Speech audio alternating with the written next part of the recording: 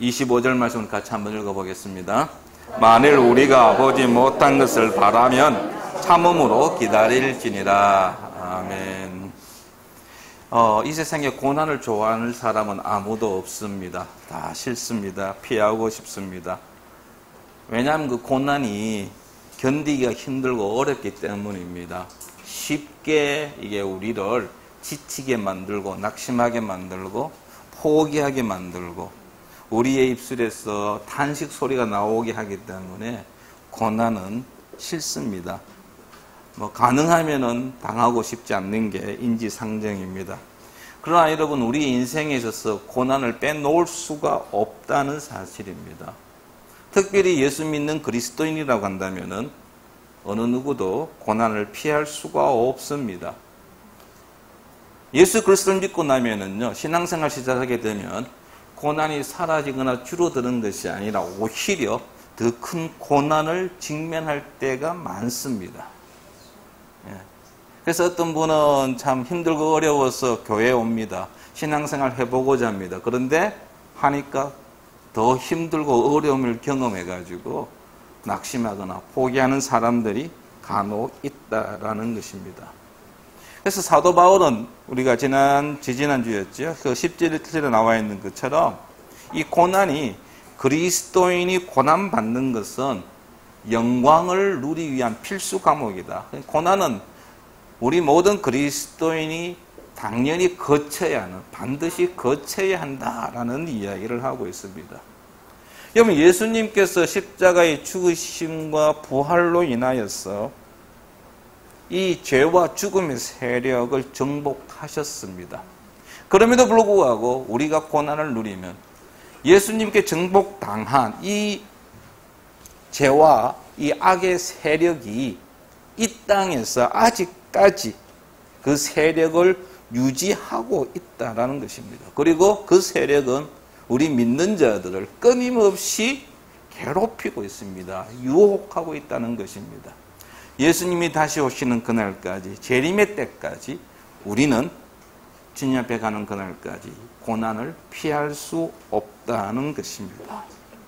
혹시 여러분 누구에게 말 못할 자신만이 겪고 있는 고난이 있습니까? 그 고난으로 인하여 힘들고 어려워 지쳐서 쓰러지고 싶습니까? 낙심하지 마십시오. 고난을 허락하신 그 하나님을 향하여 원망하거나 불평하지 마시기 바랍니다. 야고보서 1장 2절에 보면 오히려 그 고난을 기뻐하라고 말씀하고 있습니다. 예수 그리스도께서는 우리를 위해 친히 고난을 감당하셨습니다. 그 십자가의 고난을 감당하셨기에 오늘 저와 여러분들이 이 자리에 있을 수 있는 것 아닙니까? 오늘 읽었던 말씀, 고난이 힘들 때에 우리가 어떻게 해야 할 것인지를 말씀하고 있습니다. 그 첫 번째가 뭐냐면 고난이 주어질 때에 고난에 이어서 올 영광을 생각하라는 것입니다. 여러분들 18절 말씀을 한번 보십시오. 우리 같이 한번 읽어보겠습니다. 18절에 보시면 생각하건대 현재의 고난은 장차 우리에게 나타날 영광과 비교할 수 없도다 했습니다. 지금 받고 있는 고난이 미래에 우리에게 주어질 영광과 비교할 때에 아무것도 아니라는 이야기입니다. 여기 지금 생각하건대라는 단어가 시작되어지는데요. 생각한다는 것은요, 수학적인 계산이 원래의 의미입니다. 그러니까 고난이라는 것하고요, 영광을 두 개를 저울치에 달아놓고 비교한다는 것입니다. 그 두 개를 비교했더니 영광으로 기울었다는 이야기지요. 이거 숫자적으로 표현하면요, 여러분 50대 49가 아닙니다. 여러분 봉변광 보시면은 마지막에 그 얼굴 밝히기 전에 이제 그 두 가수의 대결한 두 가수의 이제 표가 나오잖아요. 그래서 어떤 경우에는 뭐 80몇 대 뭐 10몇 또는 뭐 70몇 대 20몇 이래가지고 차이가 많이 나는 경우도 있지만 어떤 경우는 2명, 3명 이게 2표, 3표 차이 나는 경우 있습니다. 그때 아주 경합을 했다라고 하는데요. 여러분 고난하고 영광은요 경합할 수가 없습니다.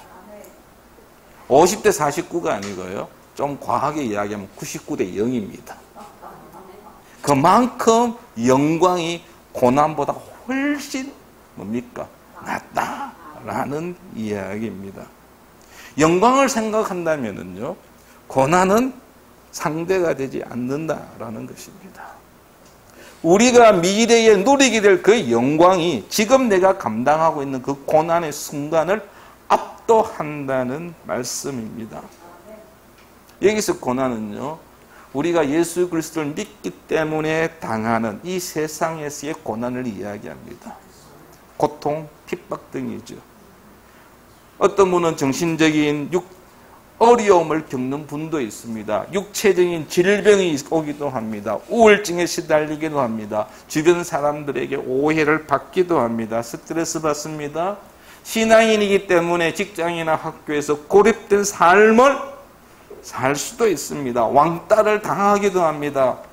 어떤 이는 예수님 믿기 때문에 믿어가지고 사랑하는 사람을 잃는 경우도 있습니다. 학대를 당하는 경우도 있습니다. 굶주림을 당하는 경우도 있습니다. 이처럼 고난은 어느 하나가 아닙니다. 다양하게 우리가 처해 있는 형편에 따라서, 상황에 따라서 다양하게 우리에게 주어집니다. 그리스도인이기 때문에 주어지는 것이 바로 이 고난입니다. 여러분, 이 고난이 우리 믿는 자들이 현 시대를 살아가면서 이 고난은 받을 수밖에 없습니다.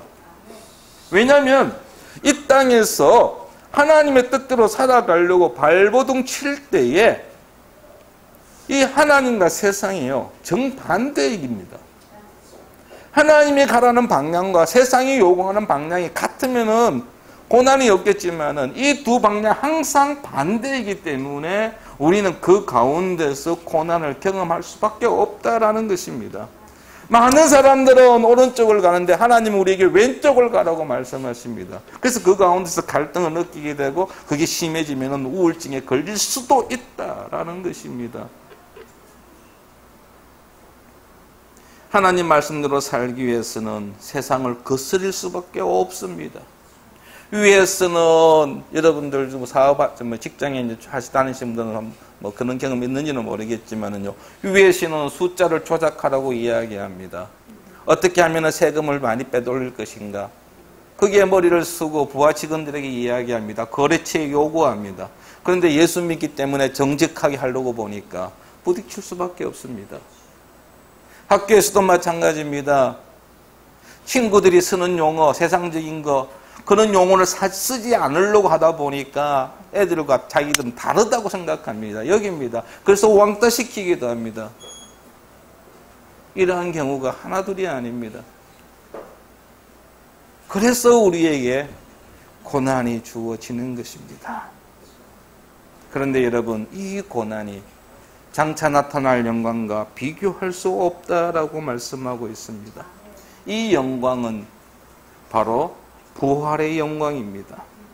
예수 그리스도께서 재림하심으로 인하여서 우리 믿는 자들에게 주어지는, 우리가 누리게 될 여러 가지 약속들의 성취입니다. 빌립보서 3장 21절에 의하면은요, 이 영광은 마지막 날에 영광스러운 천상적인 몸으로 완전히 변화하는 것, 우리의 몸이 마지막 날 되면, 예수님 재림할 때가 되면 변화되어진다라는 것입니다. 마치 예수님께서 변화산에 올라갔을 때 변화되어졌던 것처럼 그 영광스러운 몸으로 우리가 바뀌어진다라는 것입니다. 여러분들 영어 단어 중에 그런 단어 있죠. No pain, no crown. pain, 고통이 없으면 crown, 영광이 없다라는 것입니다. 영광을 누리기 위해서는 고통이 따라옵니다. 지난주가 대부분 중고등학교에 기말고사가 있었습니다. 아이들은 이제 시험을 다 치고 이제 결과를 기다립니다. 열심히 밤늦게까지 공부한 학생들은 이 무더위에도 불구하고 나름대로 최선을 다한 학생들은 좋은 결과를 기대합니다. 그러나 그렇지 아니하고 피곤하다고 이런저런 핑계를 대고 최선을 다하지 못한 학생들은 그 성적표가 결코 원하는 성적표가 나오지 않을 것입니다. 물론 그렇지 않는 경우도 있습니다. 공부하지 않았음에도 불구하고 좋은 성적 받기도 하고요. 열심히 공부했음에도 불구하고 원하는 만큼 성적이 나오지 않아 마음 상처받는 경우도 있습니다만 그것은 한두 번이고요. 성적은 알다시피 뭡니까? 얼마나 공부했느냐에 따른 결과 아닙니까? 열심히 땀 흘려 공부하는 건 한순간입니다. 시험 치기 전까지의 수고입니다. 그런데 시험 치고 나오는 결과는 영원합니다. 그것은 여러분 흔히 알고 있는 학생생활 기록부에 올라갑니다. 그때만 성적을 받을 때만 와 성적 잘 나왔다 하고서 기쁨을 주는 게 아닙니다. 대학 들어갈 때 그 성적이 영향을 줍니다. 내신 성적이 좋으면 좋은 대학 갈 수 있습니다. 그걸로 끝이 아닙니다.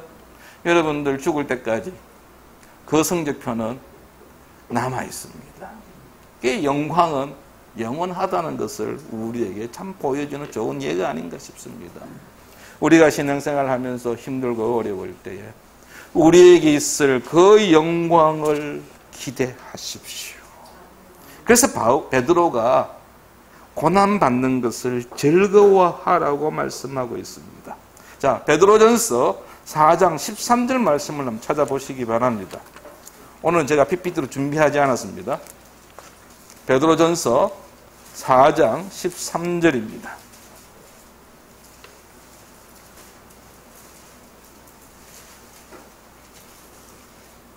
베드로전서 4장 13절 말씀 같이 한번 읽어보겠습니다. 오히려 너희가 그리스도의 고난에 참여하는 것으로 즐거워하라. 이는 그의 영광을 나타내실 때에 너희로 즐거워하고 기뻐하게 하려 함이라. 아멘. 우리가 고난받을 때 어떻게 하라고요? 고난 참여하는 것에 즐거워하라는 것입니다. 기뻐하라는 것입니다. 우리가 예수님 믿는 것 때문에 고난받는 것은 우리가 그리스도인임을 인정해 주는 것입니다. 그리고 그 고난이 끝나고 나면 하나님의 놀라운 영광이 우리에게 주어진다는 사실입니다. 우리가 받은 고난은요, 우리가 받고 있는 고난은요, 나만 받는 고난이 아닙니다. 예수 그리스도께서 2000년 전에 받으신 고난입니다. 우리가 받는 고난은요, 예수님 받은 고난과 비교해보면 아무것도 아닙니다. 사람들마다 받는 고난이 다르지만은, 여러분, 예수 믿는 모든 자가 받는 고난입니다. 왜 나에게만 하나님 이런 어려움을 주십니까? 왜 나에게만 이런 고난을 주십니까? 라고 여러분, 원망하거나 불평하지 마십시오. 옆에 앉아서 함께 예배하는 저 성도에게도 말하지 못할 고난이 있다라는 것입니다. 겉으로 볼 때는 환한 미소를 지키고 있기 때문에 야, 저 집에는 문제가 없는 것 같아. 오늘 저희 가족이 나와서 여러분 찬양했습니다. 5명이 다 와서 찬양한 게 아마 처음이 아닌가 싶습니다. 오늘 주한이가 기타를 치고 이제 한나와 성한이가 가운데서 찬양을 했는데 아마 여러분 보면서 부러워하실 분 계실 줄 모르겠습니다. 야, 저 목사님 가정 얼마나 보기 좋노.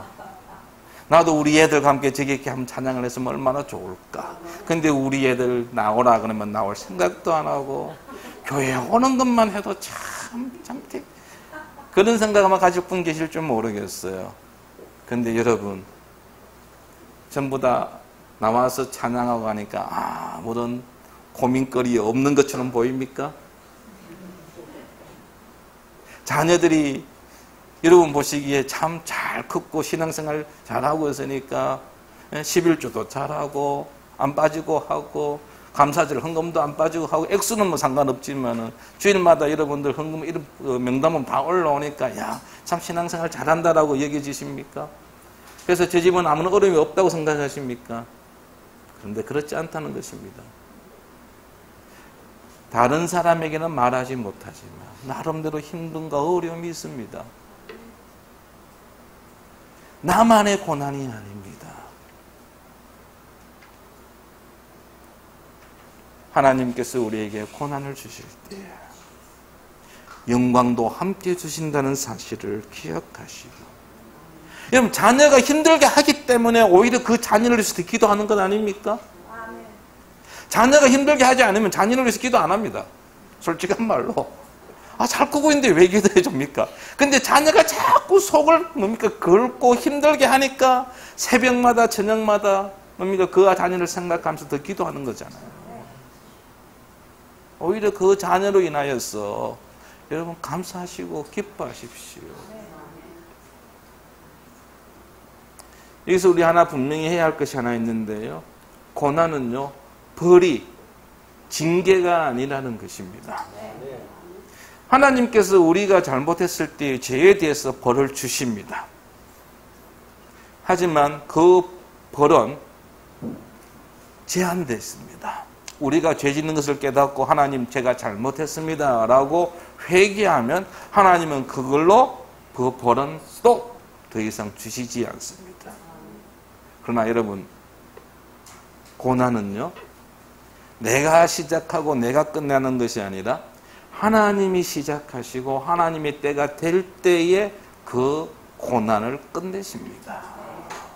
내 의지가 들어가는 것이 아닙니다. 그 고난은 나를 위하여 주신다라는 사실입니다. 그 고난이 끝날 때에, 그 고난 속에서 하나님은 우리가 풍성한 삶을 누리기를 원하신다라는 사실입니다. 여러분, 고진감래란 단어 아시죠? 사자성어. 어렵고 힘들고 고생이 끝나면은 낙이 온다. 저는 이 단어 사자성어를 보면서 바로 우리 그리스도인의 오늘 이 18절 말씀을 잘 보여주고 있는 사자성어가 아닌가. 우리가 주님 앞에서 충성되이 일하는 가운데, 신앙생활하는 가운데 고난이 주어지면 그 고난과 함께 영광도 따라온다는 사실. 그 고난은 유한하기 때문에 때가 되면 끝나게 될 것이고 하나님께서 우리에게 영광을 주신다는 것입니다. 그 영광은 지극히 크고 영원합니다. 그래서 사도 바울이 고린도후서 4장 17절에서 이렇게 이야기하고 있습니다. 우리가 잠시 받는 환난에 경한 것이 지극히 크고 영원한 영광에 중한 것을 우리에게 이루게 합니다. 아주 가벼운, 경한 것 가볍다는 이야기잖아요. 잠시 받는 겁니다. 환난을 그렇게 표현합니다. 잠시 받는 아주 가벼운 고난이 우리로 하여금 지극히 크고 영원한 영광에 중한 것을 우리로 하여금 이루게 한다라는 것입니다. 지금 고난받기를 빨리 끝나기를 원하십니까? 다시는 그 고난받기를 원치 않으십니까? 여러분, 지금 내가 당하는 현재의 고난은 일시적임을 꼭 기억하십시오. 그래서 누가 이렇게 이야기했습니다. 고난은 영광으로 가는 징검다리다. 그 징검다리를 하나씩 하나씩 건너다 보면 강 건너편에 도착해 있다라는 것입니다. 두 번째로요, 우리가 고난에 인하여 힘들고 어려울 때에 우리가 소망이 있음을 잊지 말아야 한다라는 것입니다. 우리에게 소망이 있기에 우리는 그 어떤 고난에서도 이겨낼 수 있다는 것입니다. 오늘 같은 본문의 19절 이하의 말씀에 보면 소망과 관련되어진 단어들이 몇 개 반복되어 나타나고 있습니다. 19절에 보니까 고대한다는 단어가 있고요. 21절에 보니까 바라는 단어가 있고요. 23절에 보면 기다린다가 있고요. 24절에 보면 소망, 바란다라는 단어가 반복되어져 있습니다. 이게 결국 뭐냐면은 지금 이 19절 이하에서 바울은 소망에 관한 이야기를 우리에게 하고 있는 것입니다. 우리에게 소망이 있습니다. 이 소망은 세상이 주는 소망하고 다릅니다. 질적으로 차이가 있습니다. 세상이 줄 수 없는 소망을 하나님이 우리에게 주시고 있고 우리는 그 소망을 붙잡고 하루하루를 살아가고 있는 그리스도인이라는 사실입니다. 고난이 주어질 때 우리에게 소망이 있음을 꼭 기억하십시오. 이게 두 개의 소망이 나와 있는데요. 하나는 피조물들의 소망입니다. 19절에 보니까 피조물이 고대하는 바는 있죠. 피조물. 그럼 도대체 피조물이 무엇이냐? 인간을 제외한 모든 피조물이라고 학자들이 거의 대부분 학자들이 이야기를 합니다. 이게 의인화시킨 겁니다. 해라든지 달, 별, 꽃, 새, 나무, 물고기 등 이런 모든 자연 만물을 지칭한 단어가 피조물입니다. 이 피조물이 소망을 가지고 있습니다. 왜냐면요, 이 피조물들이 하나님께서 이 세상을 창조하실 때 나름대로 하나님 주신 목적들을 가지고 이 세상에서 존재합니다. 그런데 아담과 하와가 에덴 동산에서 범죄함으로 인하여, 죄를 지음으로 인하여 인간만 타락한 것이 아니라 이 창조 세계도 피조물들도 그 죄에 오염되어졌다는 것입니다. 죄로 오염되어지다 보니 원래 하나님께서 선하신 목적으로 창조되어진 이 피조 세계가 그 목적을 이룰 수가 없게 되었다는 것입니다. 그래서 20절에 보니까 피조물이 허무한데 굴복한 것은 이라고 표현하고 있습니다. 허무하게 되어졌다는 것이죠. 여러분들, 지금 우리나라 월드컵 축구 예선들이 지금 진행 중에 있습니다. 지금 이란하고 홈 경기해야 되고, 그리고 우즈베키스탄이죠. 거기 가서 이제 어웨이 경기를 해야 되는데, 이 두 경기의 결과가 어떻게 나오느냐에 따라서 러시아 월드컵에 가느냐 마느냐가 결정되어집니다. 두 경기에서 좋은 성적이 나오면 가게 됩니다. 그런데 만약에 특별히 우즈벡과의 경기에서 패배하게 되면 러시아 월드컵 가는 거는 거의 포기해야 됩니다. 물론 또 방법이 있습니다만 그것까지는 생각하기 싫을 거예요. 많은 축구 팬들이 4년 후에 있을 월드컵을 생각하면서 적금 들기도 합니다. 야, 우리나라가 월드컵이 이번에 러시아 사니까 러시아에 가려면 거기서 먹고 자고 얼마가 필요하겠다. 내가 4년 적금을 들고 쭉 여러분 준비를 해왔는데 예선 탈락해가지고 한국팀이 러시아 월드컵에 못 나가게 됐다. 그랬을 때 얼마나 허무하겠습니까? 저쪽은 목적이 싹 사라지잖아요. 바로 이 피조물의 목적이 그렇습니다. 허무해졌다는 이야기가 바로 그 이야기입니다. 하나님께서 정말 아름답게 선하게 나름대로 했던 그 목적을 가지고 창조되어진 이 피조 세계가 인간의 범죄로 인하여, 자기들의 잘못이 아닙니다. 인간의 범죄로 인하여 타락하여 오염되어져 가지고 그 원하는 바를 성취하지 못했을 때에 오는 허무. 그런데 그들이 소망을 가지고 있습니다. 21절에 보니까 그 바라는 것은 피조물도 썩어짐의 종로로 탄 데서 해방되어 하나님의 자녀들의 영광의 자유에 이르는 것이다 라는 것입니다. 여기에 하나님의 자녀는 예수 믿는 사람들을 이야기합니다. 다시 말하면 재림의 때에 회복되어지는 그 그리스도인의 몸, 예수 믿는 사람들이 회복되어짐으로 인하여서 이 피조세계 역시 회복되어질 것에 대한 소망입니다. 바로 그것을 이 피조물들도 고대하고 있다라는 것입니다. 이 고대한다는 단어가요, 여러분 이 스포츠 경기에 나오는 단어입니다. 우리나라가 이런 겨울 동계 스포츠 중에서 쇼트 스케이트입니까? 아주 뺑뺑 빨빨 도는 거 있잖아요. 그래서 올림픽 가서 금메달 많이 딴 종목이 있습니다.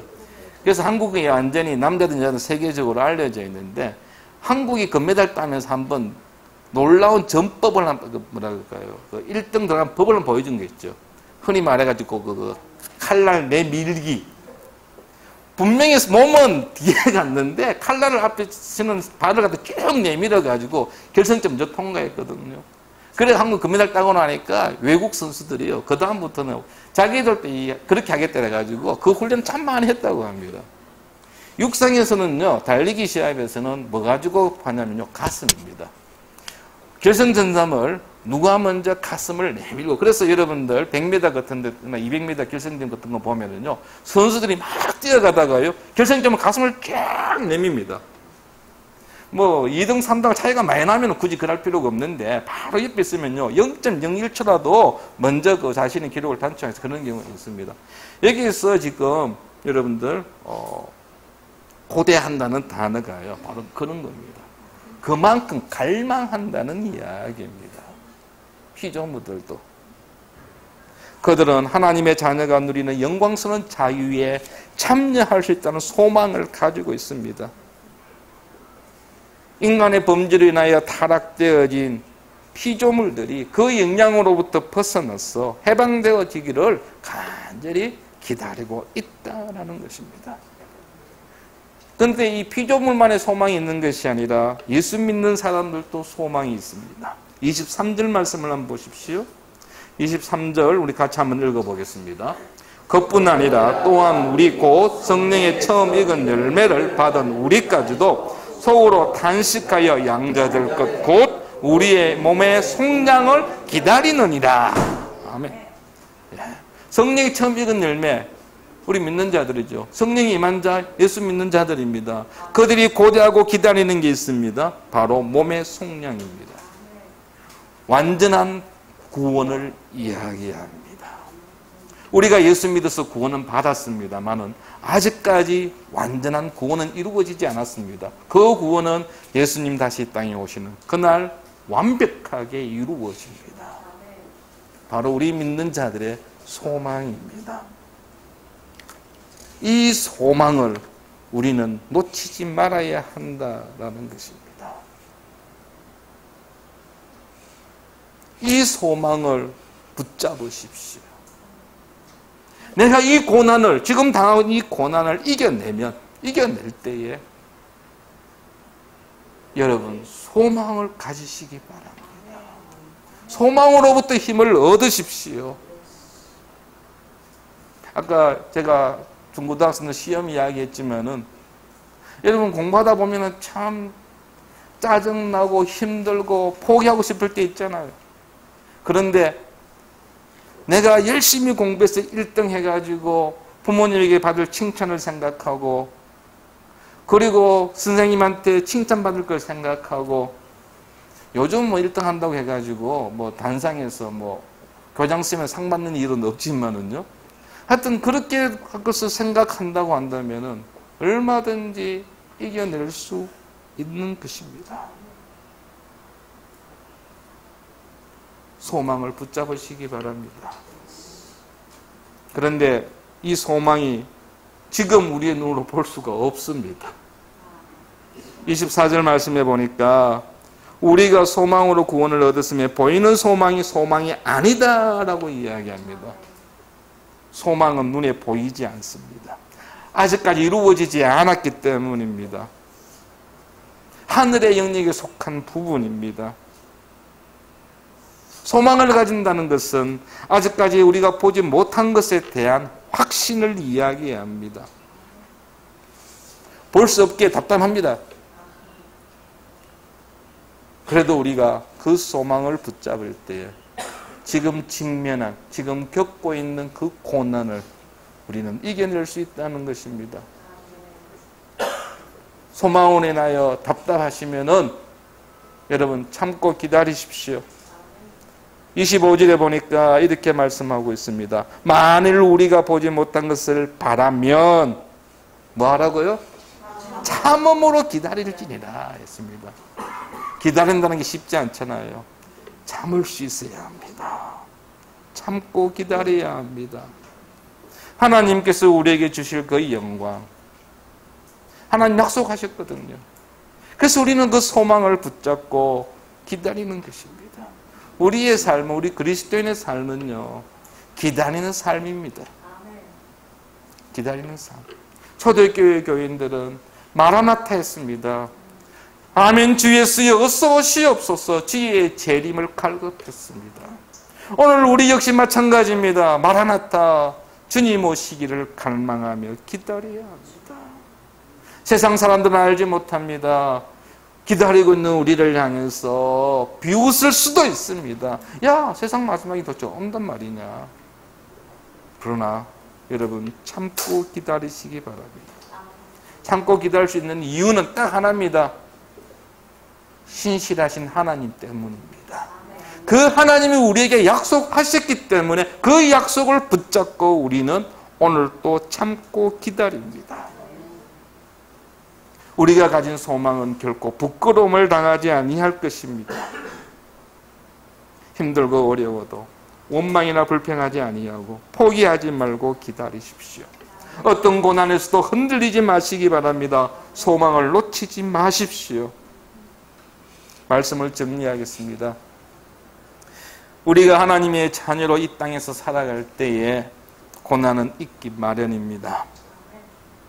만약 고난으로 힘들고 어렵다고 한다면 고난이 끝나고 난 다음에 우리에게 주어질 영광을 생각하십시오. 그 영광은요, 그 어떤 고난과도 비교할 수 없습니다. 그 영광은요, 어떠한 고난도 충분히 치룰 수 있는 가치가 있는 것입니다. 고난으로 힘들 때에 구원의 소망을 놓치지 마시기 바랍니다.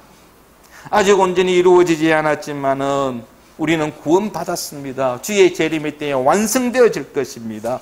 언제 그 고난이 끝날지 알 수 없지만은 신실한 하나님을 믿고 확신을 가지고 기대하십시오.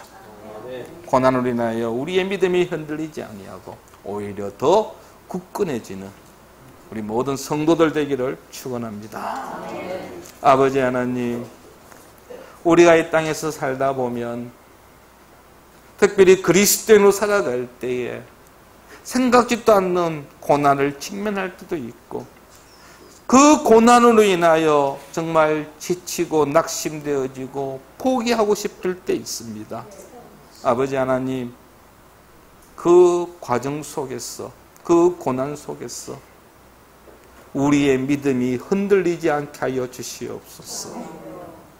우리에게 주어질 영광과 하나님께서 우리에게 주신 그 소망을 붙잡고 날마다 고난을 이겨내는 승리의 삶을 살아가는, 그리하여 하나님을 기쁘시게 하는 우리 모든 성도들 되게 하여 주시옵소서. 예수 그리스도의 이름으로 기도하였습니다. 아멘. 지금은 우리 주 예수 그리스도의 은혜와 아버지 하나님의 크신 은혜와 성령님의 인도 보호하심이 고난 중에 있음에도 불구하고 하나님만을 바라보며 하나님께 소망을 두며 하나님의 자녀로 이 땅에서 살기를 원하는 우리 모든 성도들 위해 영원토록 함께 하실지어다. 아멘.